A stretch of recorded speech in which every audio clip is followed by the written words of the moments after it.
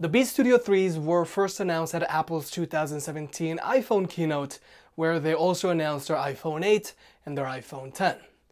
But that was almost 2 years ago, and over the last 2 years, the premium ANC headphone market has gotten extremely competitive because of brand new features, tech specs improvements, and even brand new competitors.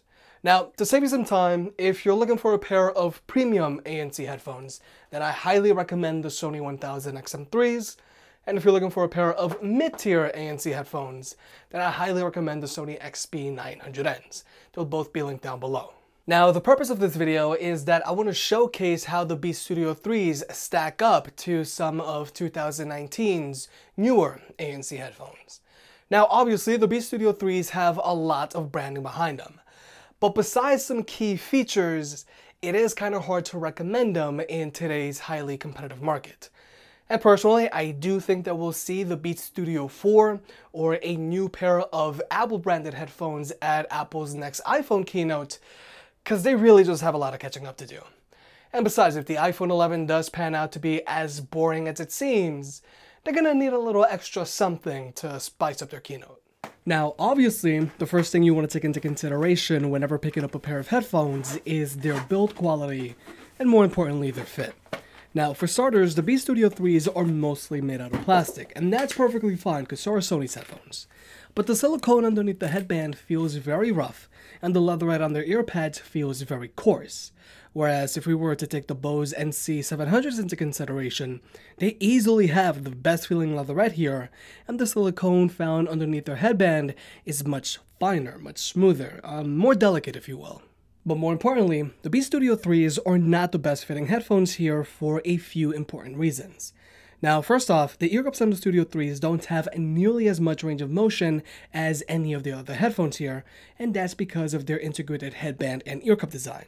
So this lack of range of motion means that these headphones do apply an uneven amount of pressure around your ears, which personally I find very annoying. And in general, the Studio 3s do have a lot of clamping force, making them not big head approved. But the ear cups on the Studio 3s are also very cramped compared to all of the other headphones here. Now, the Bose NC700s have these super spacious ear cups that are going to have no problem accommodating most ear types, whereas the Sony 1000 XM3s, their ear cups are significantly more spacious than what's found on the Studio 3s, but their ear cups are better suited for people who have medium-sized ears, like me. Personally, I do hope that if the Sony 1000 XM4s are released in the near future, they'll have similar ear cups to the Sony XB900Ns, because they are slightly more spacious. But in general, I do feel it's time the Beats Studio 3s went through a design overhaul. We need better build quality, better feeling materials, less clamping force in the headband, ear cups that have significantly more range of motion, and more spacious ear pads if Apple really wants to compete in today's headphone market. But something the Studio 3s really does excel at here is their Bluetooth connectivity. If you're heavily invested into Apple's ecosystem, then you can easily switch between your iPhone, iPad, MacBook Pro, and iMac thanks to their W1 chip. Now, this is a big deal because simultaneous multi-device connectivity still isn't a standard feature on all headphones. Now, Bose's headphones allow you to connect to 2 devices at the same time, which is okay, and Sony's headphones are notorious for only being able to connect to 1 device at a time, even though they're rocking Bluetooth for that too. So as a power user, I definitely do appreciate the Beats Studio 3's W1 chip. And if the Beats Studio 4s do come out, I think it's a safe bet that they'll have Apple's new H1 chip, which is what the AirPods 2 and Powerbeats Pro currently use. And when it comes to battery life, the Beats Studio 3s have an advertised battery life of 22 hours with ANC turned on. And for 2017 headphones, that's okay. But now that it's mid-2019, most premium ANC headphones these days are now shooting for a 30-hour battery life, like both of Sony's headphones. But at least the Beats Studio 3s are still outperforming the Bose NC700s, which have a 20-hour battery life, and even the Surface headphones, which only have a 15-hour battery life. Which, for $350 headphones, that is just unacceptable in my opinion. And even for $250 headphones, it's a little low. But I think these headphones went on sale for like $200 on Prime Day, So maybe they'll go back on sale on Black Friday, and for $200, yeah, I'll pick these up. But something on the Beats Studio 3s that has definitely got to go is their micro USB charging port. Now, if we see the Beats Studio 4s or a new pair of Apple branded headphones announced, I do think that it's highly likely that we'll see USB-C charging, because Apple is slowly but surely embracing USB-C. And besides, if they want to target both iPhone users and non-iPhone users, I do think it's in their best interest that they use USB-C. But the real question is will Apple be the first company to get rid of the headphone jack on their headphones? Honestly, it wouldn't surprise me if they did, but I really hope they don't, because it would really suck for constant flyers. And plainly said, if you're a constant flyer or a constant commuter looking for a pair of noise-canceling headphones, just stay away from Beats at all costs. Even though the Beats Studio 3s are marketed as these premium $350 noise-canceling headphones, in actuality, their active noise cancellation can't even keep up with mid-tier ANC headphones. But so you can see for yourself, we're going to jump into an ANC test.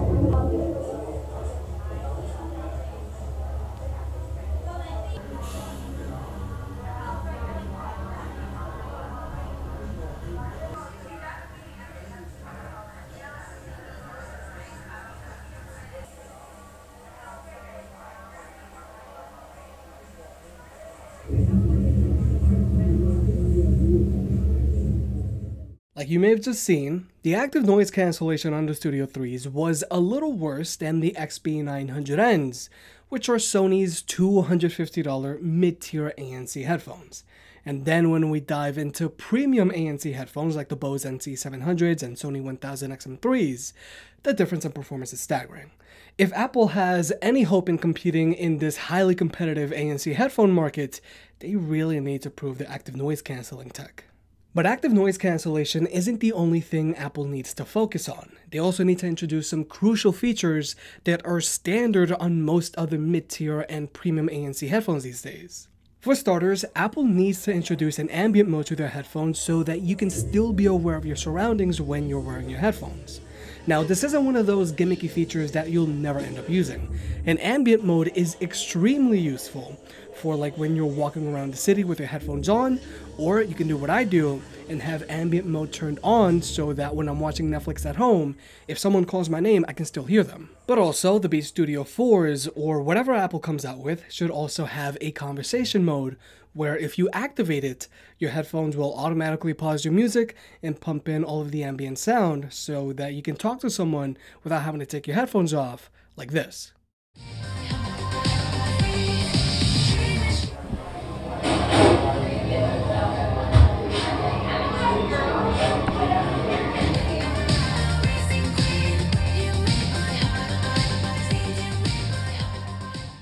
Then there's voice assistant integration. Now, a lot of ANC headphones these days, specifically ones from Sony, Bose, and even JBL, let you choose whether you want to use Google Assistant or Alexa on their headphones. And you interact with them by pressing a dedicated voice assistant button on your headphones, like this. Turn on the studio lights, and what is the current price of Bitcoin? 1 Bitcoin equals $9,442.69. Now, obviously, Apple has Siri, so they're going to want you to use Siri. But I think it's pretty obvious Apple is going to want to one-up their voice assistant experience on their headphones by having always listening Siri, like the new AirPods 2 and Powerbeats Pro have, like this. Hey Siri, turn on all the lights in the studio. So, I think it's pretty safe to assume that Apple's new headphones will have always listening Siri. And personally, I don't think that's a bad thing, because you're going to be able to interact with your voice assistant even easier. But now you gotta decide if you actually want to use the feature just because of all the privacy concerns that have been coming out lately. But I also think Apple needs to introduce an adjustable EQ to their new headphones.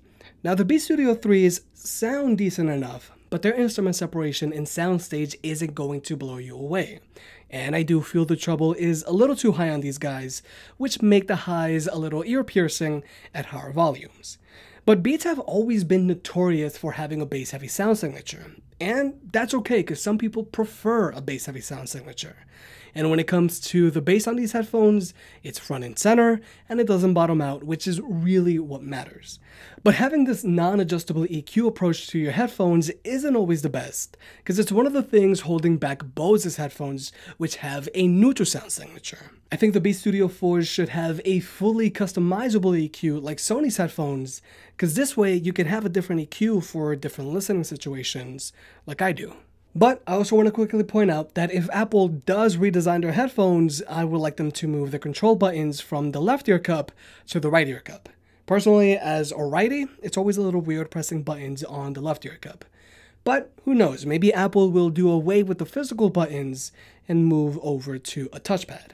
Personally, I don't mind it, but I do know some people still prefer buttons. But at the very least, have a large touchpad instead of a tiny one, like the Bose NC700s. And finally, there's the microphone on these headphones. Personally, I just wouldn't take phone calls with the Beats Studio 3s because everything just sounds very choppy. And it's definitely nowhere near as good as the microphone found on the Bose NC700s. In general, both of Bose's headphones have really good sounding microphones. The microphone on the Beats Studio 3s is lacking behind the microphone found on the Sony XB900Ns, which does sound a little better than the Sony 1000XM3s. Because even though the microphone on the 1000XM3s is a muffled mess, I still think it sounds a little better than the Beats Studio 3s. So definitely the microphone on the Beats Studio 3s needs some major improvements. So overall, like I mentioned at the beginning of this video, it's very hard for me to recommend Beats Studio 3s in 2019 because they're simply overpriced for premium $350 headphones, and they're still overpriced for mid-tier $250 headphones. But I do know that it's back to school season, and some of you will be getting free Beats with your new MacBook Pro for school. And by all means, use your free headphones. I'm just making this video for people who are actually planning on spending several $100s on a pair of headphones. And it just pains me to see people getting Beats when they're much better off getting the Sony 1000XM3s or XB900Ns. Beats just manage to stay relevant because they're constantly coming out with new colors. But I also think that it's highly likely that we'll see new headphones at Apple's next iPhone keynote because the Beats Studio 3s haven't been refreshed in 2 years, and they simply just can't compete in today's highly competitive ANC headphone market. If you made it this far, I guess you enjoyed the video, so hit that like button and get subscribed. It helps out more than you realize. If you want to pick any of the products up mentioned in this video, those will be linked in the description down below, and you can also support the channel by checking out the merch store. But other than that, I'll catch you next time.